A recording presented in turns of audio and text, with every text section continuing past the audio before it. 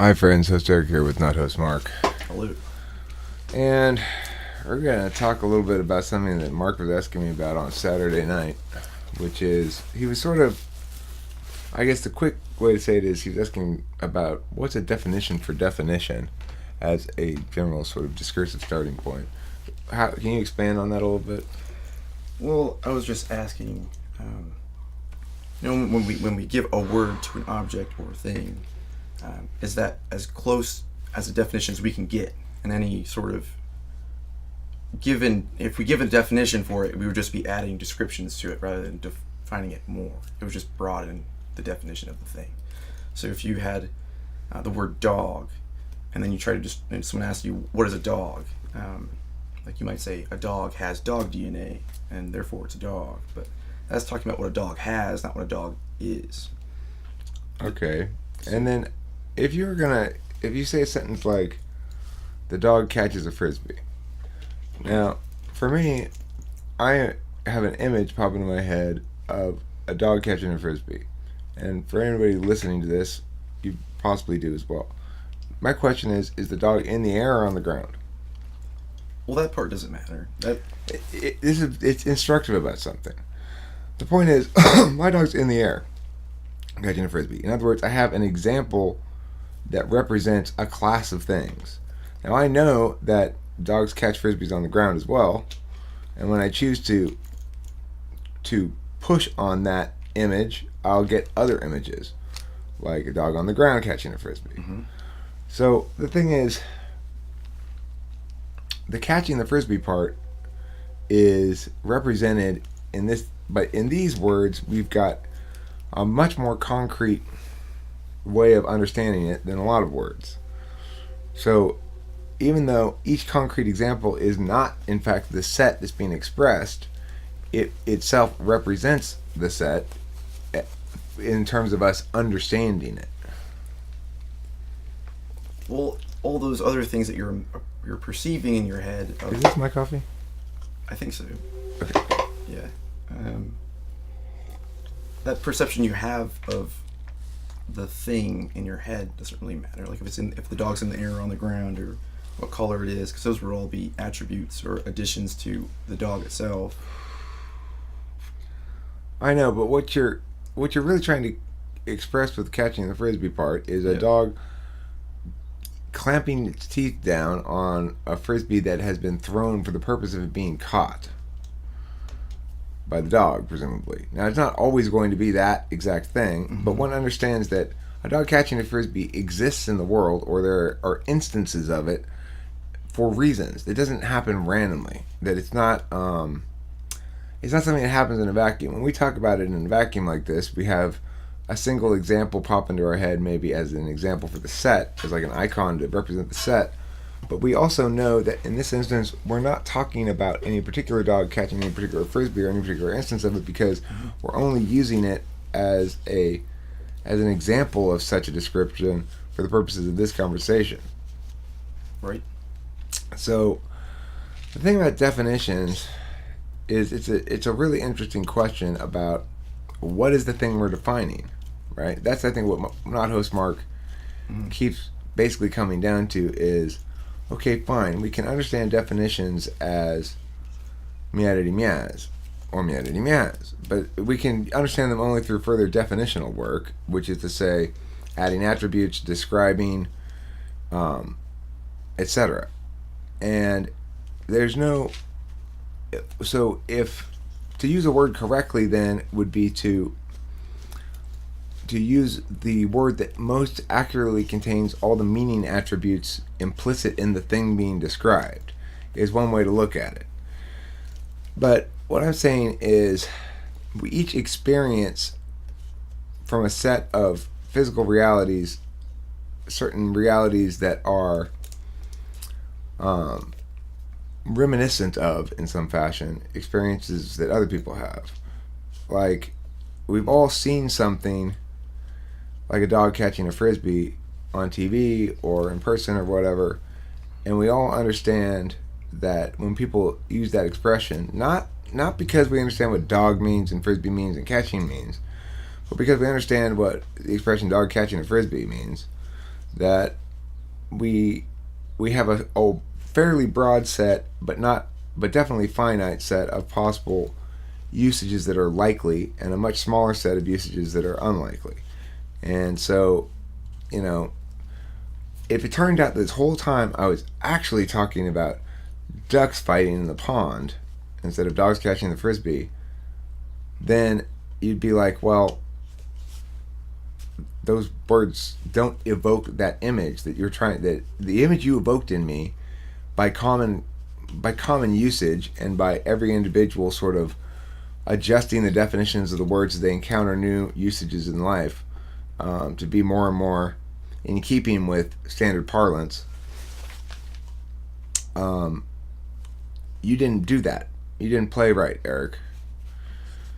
It doesn't mean that it's because I was referencing something different in the physical world. At no point was I actually referencing anything in the physical world. I was representing the statement or the use of words as an illocutionary act, as an act of an agent.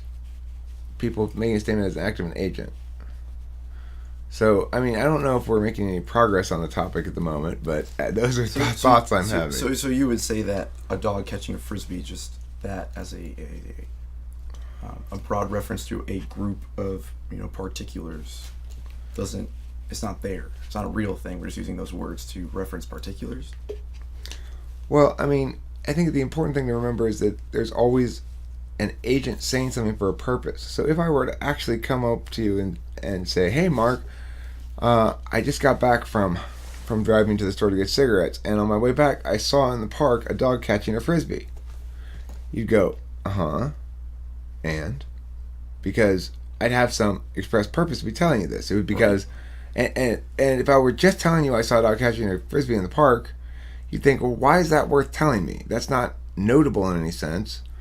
Why are you telling me this? Rip, why does that matter? Why does the purpose matter? Because that image is the same within whatever.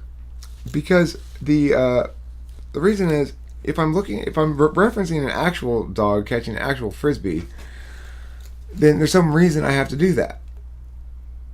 And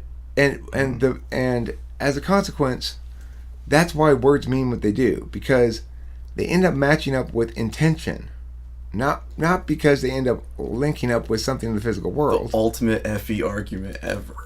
No, I mean, it matches up with it's intention. Like an INFJ argument to the max right there. You cannot avoid. Why does that matter? A dog catching a frisbee is the same no matter what my intention of using it is. Okay, now note that we're talking about a phrase there, or a clause or something. We're not talking about a statement. It's because it doesn't actually make a statement. So there's no claim being made by a dog catching a frisbee. It exists. What I'm saying is it only exists for the purpose of making claims, the phrase. We don't ever use it without making claims. The only time we ever use it or reference it without making claims is in situations like this, when we're not actually using it, but using it as an example of something. Well, yeah, because words are thoughts. So even if you said a dog catching a frisbee, it invokes you thinking about a dog catching a frisbee. At least you still have to think about it to even say that that's not a claim or anything. Right. Well, it definitely is a reference. It's a consequent. Okay. So if you think about there being an idea of a dog catching a frisbee, what we really have is an idea of a set of things covered, a set of examples covered by a dog catching a frisbee. So it's not like it's referencing something specific. It's saying there's a set of individual instances that will be accurately described by a dog catching a frisbee, and a set of individual instances that are not accurately described by common parlance, by agreement. The thing is, the reason it matters, though, is because people make claims. To make a claim is an act of agency itself. It's a metaphysical action, just like to kick something is a physical action. Mm-hmm.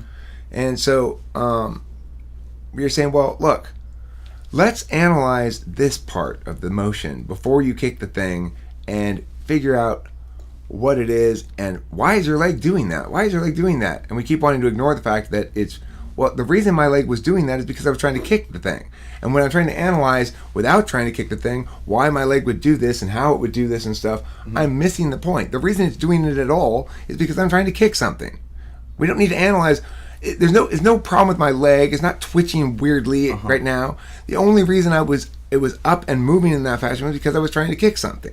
You cannot extract some understanding of the action without including the will part. That's part of it. Like, okay, so if there was a pot of boiling water on the stove, and you were asked, why is the water boiling? You could say, well, it's 212 degrees. You're at sea level, and the molecules are moving faster, and the water heats up, and it boils. Keep going.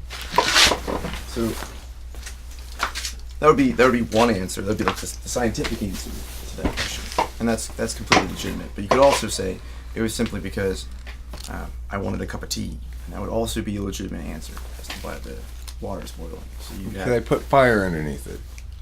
Sure, yeah. So you have the agency part, so like that would be that answer. Like, why is it being done? Okay, but think about the actual world. You walk in, and there's a pot of boiling water on the stove. And you ask whoever it is you're living with, why is the water boiling? How many times are they going to actually say, without making a joke, oh, because it's at 100 degrees Celsius? A very depressed INTJ, maybe. Right. Everybody understands that question to really mean, I want to know why you are boiling water. Right. Yeah. It's within the context of that scenario, sure. But regardless of how, like, the frequency of which one of those answers would be given, they're both true. They're both right. But actually, not true. It's not why the water is boiling. It's under what physical conditions is the water boiling.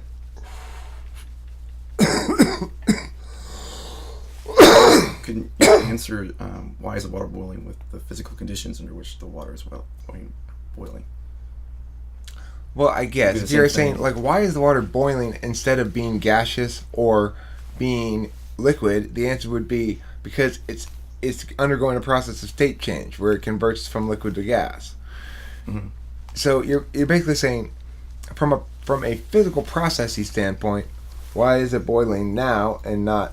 What makes it such that it is? It's not really a why question. It's like, what are the conditions under which it is this way? Whereas if you're asking why is it boiling, if you want an answer to why, it's because I made it boil.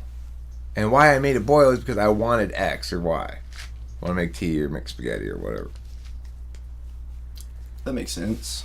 I don't know if we're making any progress though. I need to think about that for sure. I mean, that's. I still think it's a why question. I just think the sentence is being stated differently. Like under what conditions was the water boiling? I don't know. Yeah. Well, why seems to imply causality, right? It's like, why are you going to California, not Hostmark? Yeah, to visit everybody, to see your proposal, like all that. Right. So that would the answer would be some intention on your part or desired outcome on your part or something like that. But, right. I mean, but that's within the context of the question, though, again. Okay, so if you'd ask, why are bee populations diminishing or going down or whatever? Why are bee populations in a bad state right now? The answer is not intentionality. It's some sort of physical world causality. Like, well, these chemicals have gotten into the environment or this or whatever. Well, you could say the addition of killer bees, to places where they haven't been before, and right, that competes with the local, bumblebee population or whatever. Right. So in some instances, it could be a complex set of causes that all combine to have negative effects, or in some instances, it could be something very straightforward, like why is there smoke coming out of the top of that mountain? The answer is because it's a volcano and it's about to erupt or something. They could just be a big bonfire in the pit.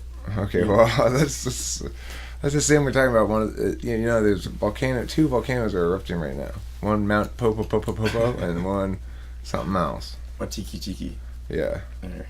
Yeah. So, um, that's the thing. We have one word for why. We should have words that it'd be like why single cause, why multivariate system, why intentionality. That would be really good. That would make Aristotle's day for sure. Any other thoughts about this meaning of language thing that we want to cover here? What's the meaning of language? I don't know if we determined if a word is the most defined thing. In terms of an object, like if we're just referencing an object within the clause of whatever we put together. Well, this is the most defined thing. I mean, I think it's the equivalent of a rock in metaphysical space. I think it's as real and as defined and as concrete as a rock under the laws of metaphysical space. Awesome. The thing is, human beings are the confluence of physical and metaphysical worlds. So we are both distinct objects in space, like a rock. We are persistent agents over time on a metaphysical plane, and creators of agency on both a physical and metaphysical plane. So we sort of manifest our reality as we proceed through it via our attentions. But I wouldn't say that's creating. I would say that's discovering or referencing something it's already there. Like the rules for a dog catching a frisbee, even before a dog ever caught a frisbee ever, are there before the dog catches the frisbee. But those are discovered. Look, what you're trying to make a distinction between is discovered and created. So in a physical world, if you're trying to understand what the physical laws of the universe are, quote unquote, you're going to discover things that are consistent across time in different instances that are similar in physical space.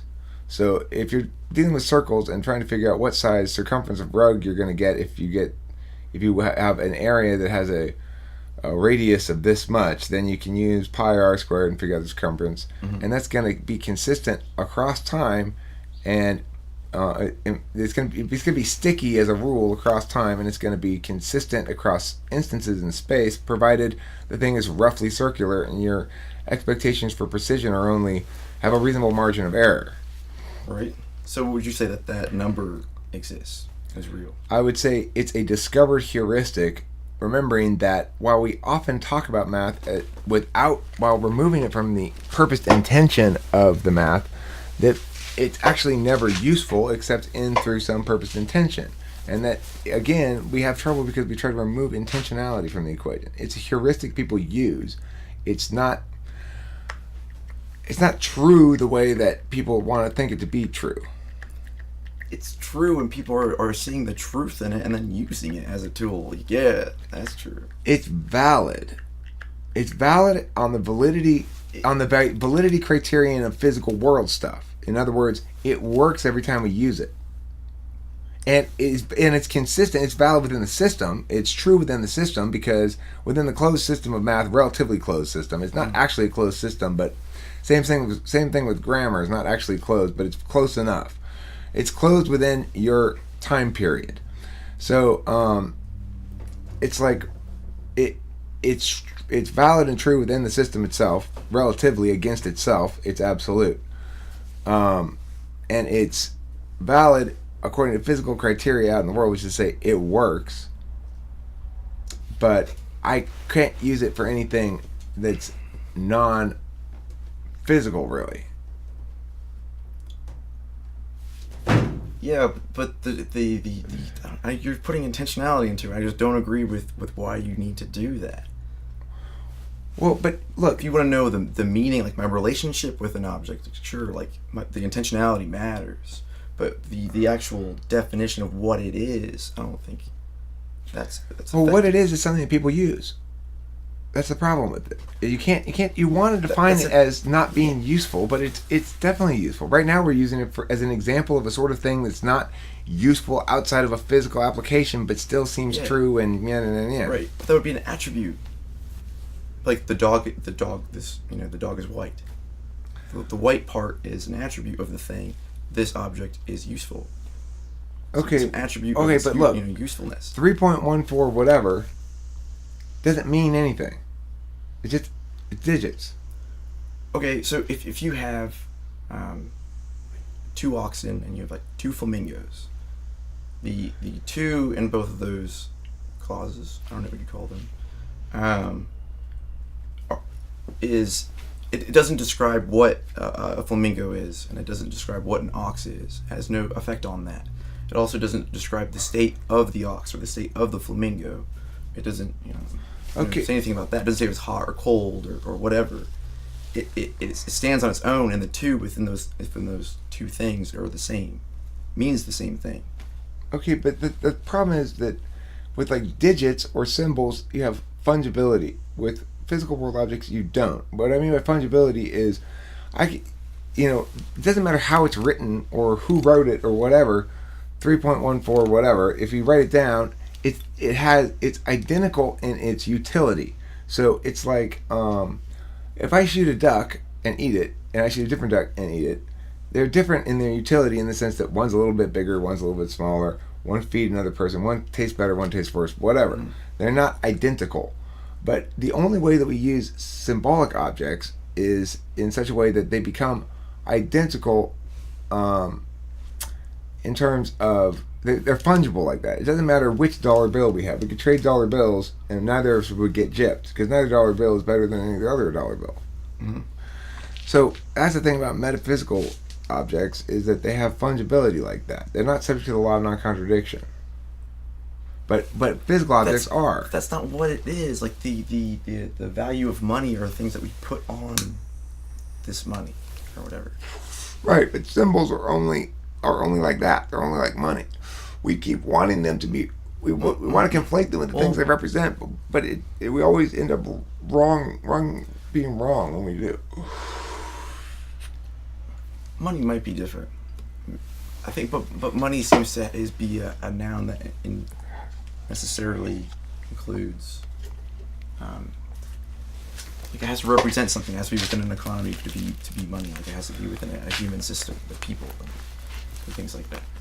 You can't think of money apart from intention, I suppose. But the requirement for intention or something like that could be there within the money as an object, distinct object. Well, I don't know. I mean, the money might be different. I don't know. I need to think about that one. But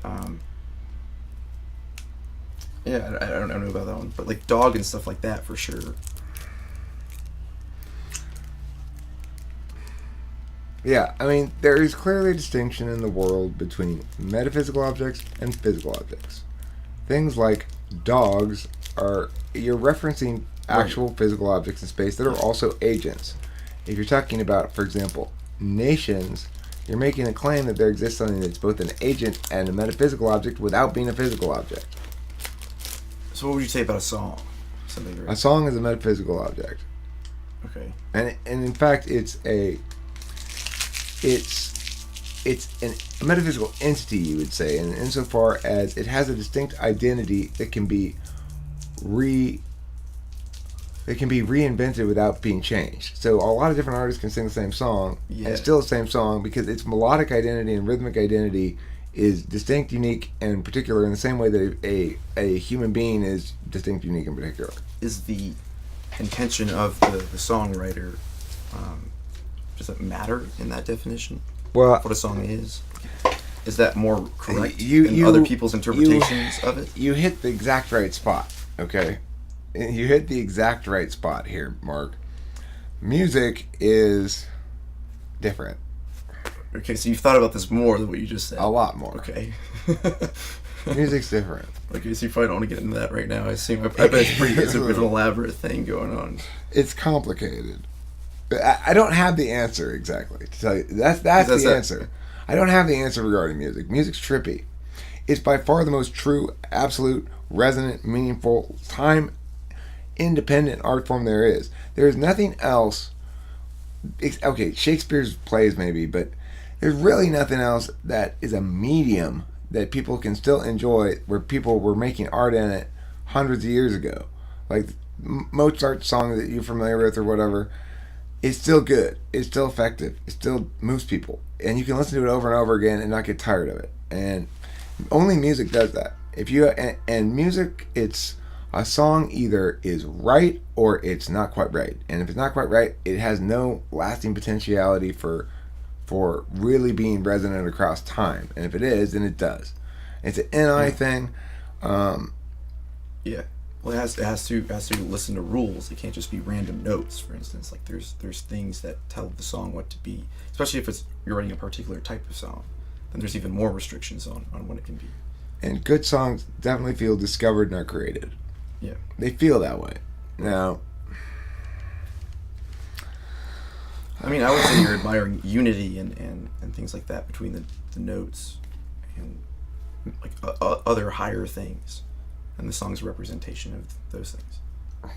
Yeah, I found this thing the other day. In fact, I was looking for paper to write something down on, and I found this right up there. This it's like a paper on exactly that subject of different arts and how they relate to what I call in that thing the what do I call them? I forget. Anyway, it's basically it's an early effort philosophy thing that I wrote about 2005 or so. I don't know. I'm not gonna look for it now. It's right back there. But anyway, The next show. next time, yeah. Aesthetics used to be my main interest in terms of philosophy. When I was writing Pop Goes Lethal, the back of the card said "Reject aesthetic relativism." So yeah, but aesthetics is a different matter, Mark. That's shit gets tricky when you start adding that shit in there. Yeah, you talk about beauty and stuff like that. Like if that's inherent within things. I mean, and you look at songs, it's that. It is absolutely reductive to say beauty's in the eye of the beholder. It is 1,000,000% reductive to say that. Right. And in fact, in my novel Gospel of the Pantheon, there's a character who's named the Beholder. And in the book, she's the goddess who tells people how close to true their art is. So it's literally when people complete their artwork, they send it to the eye of the beholder, which is a giant stone eye in which she lives, and she has a bunch of clergy who process things through to her, in which she just goes like, check, check plus whatever, and she grades it all. And yeah, so makes sense. Mm-hmm. Absolute truth, actually, just makes sense. Mm-hmm. So yeah, that seems like a good ending spot here. Hopefully your beholder beheld this art as beautiful. Thanks for watching. Don't forget to eat plenty of cheese. And it's as always a pleasure hanging out and talking philosophy with not host Mark.